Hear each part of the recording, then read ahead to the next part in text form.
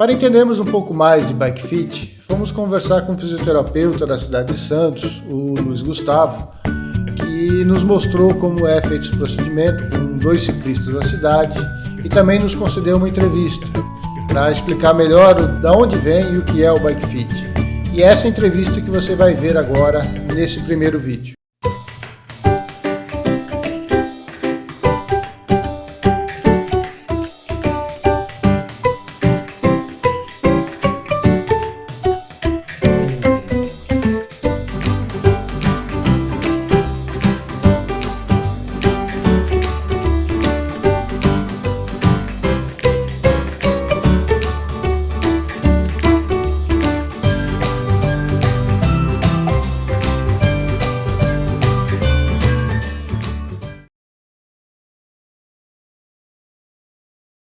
O Bike Fit ele começou por volta dos anos 70, 80 a ser desenvolvido, né? E começou com os ciclistas do Pro Tour primeiro, né?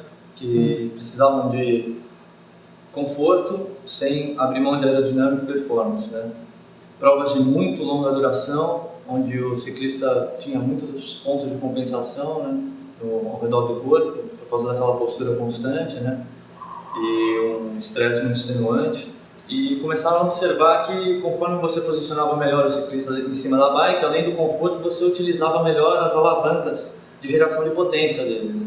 Como as cadeias articulares e musculares.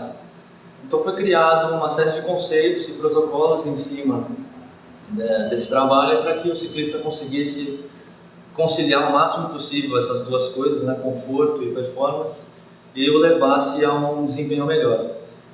Em algumas modalidades, né, elas têm características diferentes de outras, né, então o Bike Fit ele vai acabar mudando um pouquinho por causa de geometria da bike, condições de terreno, tipo de pedalada, e tudo isso tem que ser analisado para que você consiga uma resposta mais adequada do seu cliente ou daquele atleta, para saber quais os caminhos que você vai seguir, né. Existem várias escolas de trabalho de Bike Fit que fazem com que você tenha metodologias de trabalho um pouco diferentes. E hoje você tem escolas europeias, escolas norte-americanas, que estão sempre tentando achar uma melhor solução, né? Com a construção de equipamentos de altíssima tecnologia, tentando achar a melhor solução para manter aquele ciclista mais próximo da sua melhor eficiência. Eu acho que o mais interessante de todos os ciclistas realizar um Bike Fit é ele perceber que pedalar uma bicicleta não é simplesmente subir em cima dela e sair andando, mas ele perceber que assim como ele deve ter uma postura adequada de trabalho, assim como ele deve ter uma postura adequada no seu dia a dia, dirigindo seu carro, é interessante ele ter uma postura adequada em cima da bike. Conforme o ciclista vai adquirindo e ganhando uma condição de permanecer mais tempo em cima da bike, ele vai começando a notar que se ele não estiver bem posicionado, ele começa a apresentar pontos de compensação. Podem se exacerbar com dores, né, ou compensações musculares e posturais. Isso vai levar a uma queda de rendimento a longo prazo e lá na frente uma possível lesão, o que vai desestimular esse ciclista a continuar pedalando e provavelmente ele não vai dar a progressão dentro daquela cadeia esperada, né, do iniciante até um atleta amador e quem sabe se ele tiver um desempenho um pouquinho melhor, almejar uma carreira mais profissional. O interessante era ele ter uma orientação, né, adequada antes dele comprar a bike, porque aí ele compra a bike certa para aquele objetivo dele, né? Então é importante você observar questões como biotipo, peso,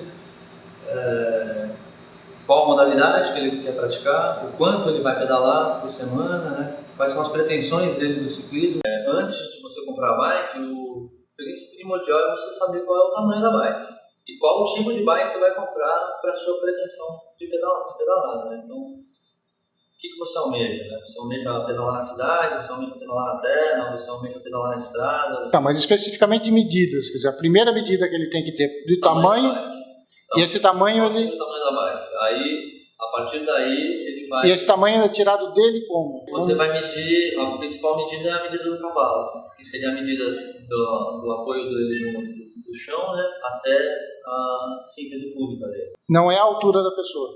Não é a altura também vai ser importante, mas depois do cavalo.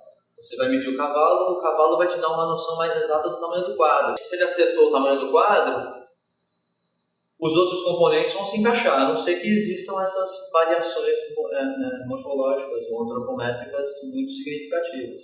Isso, na segunda fase, né, depois que o ciclista adquiriu a bike dele, ele vai vir para cá com essa bike, né, depois de ter tirado as medidas. O que eu acho ideal é assim, o cara antes de comprar a bike, né, se toda bike shop tivesse isso, seria excelente.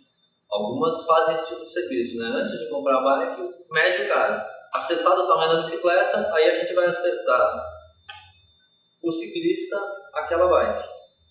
A bicicleta é um componente todo simétrico, né?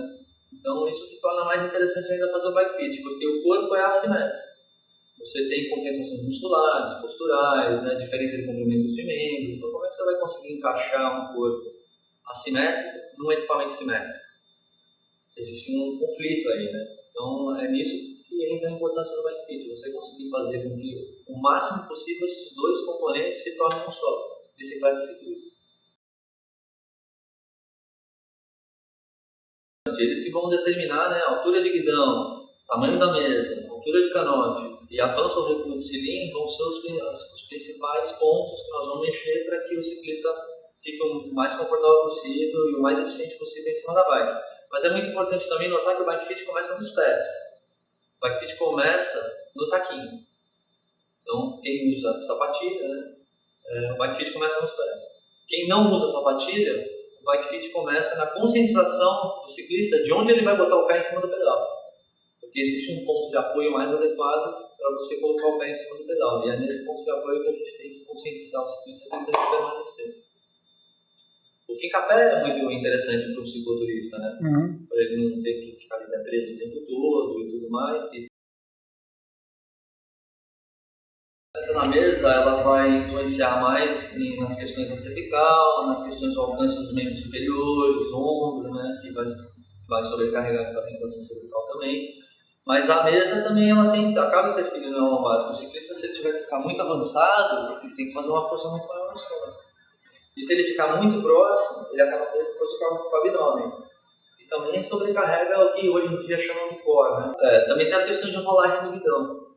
Porque o guidão ele pode estar numa posição de rolagem que ele não dá o retorno para o ciclista. Ele, na verdade, está numa posição de rolagem que o ciclista está escorregando da bike o tempo todo. Então ele tem que fazer uma pressão do caramba nos punhos para se manter na bike, né, e não escorregar para frente, não perder o guidão.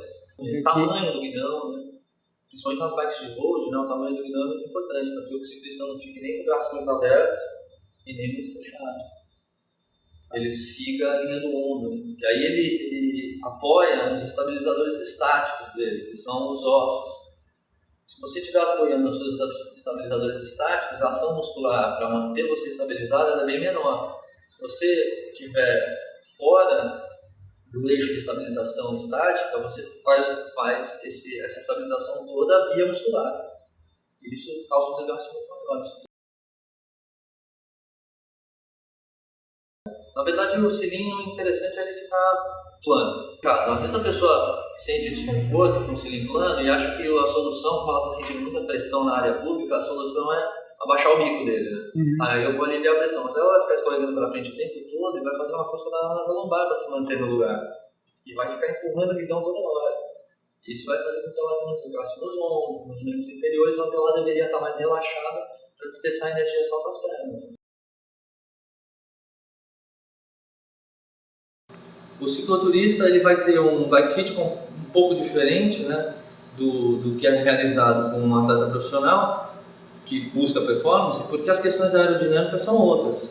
O cicloturista, você não está vislumbrando você chegar o mais rápido possível em determinado lugar. Então as questões aerodinâmicas não são tão importantes para ele. O mais importante é ele fazer o percurso de forma confortável, porque ele vai estar carregando peso extra. Poderíamos dizer que existe um bike fit focado em conforto. Certo. Ele vai ser focado em conforto, mas não abrindo mão de conseguir utilizar o corpo dele de uma maneira mais eficiente, em termos de alavanca, né, para que ele tenha uma pedalada eficiente. Porque também não adianta deixar o cara confortável em termos de postura, mas em termos de geração de energia e potência, ele tem alavancas desfavoráveis, né? Porque ele vai estar bem nas questões posturais, mas nas questões de desprendimento energético ele vai se desgastar muito, né?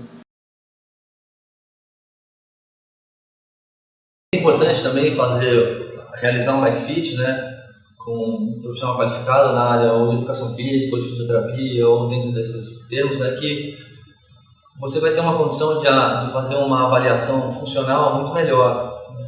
Porque você precisa ter uma resposta de quem é aquela pessoa que está vindo procurar o teu serviço em termos de flexibilidade, aptidão física, questões morfológicas, antropométricas, para você, e histórico de lesões, né, musculoesqueléticas, se fez algum tipo de cirurgia, existe alguma síntese, placa, parafuso que ele apresenta, porque essas questões também vão direcionar o bike fit de uma maneira com que você consiga contornar esses problemas e traga melhores condições para que o cara consiga pedalar de uma forma mais adequada.